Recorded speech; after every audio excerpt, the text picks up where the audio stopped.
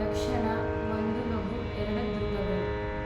ಒಂದು, 1, 2, 3, 4, 5, 6, 1, 2, 3, step.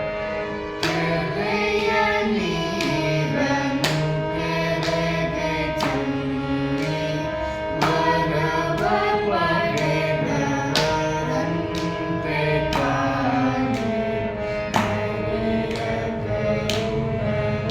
ಕರುಣಾದ ಭಾಗ್ಯ ಹರಿ ಸಮರ್ಪಣೆ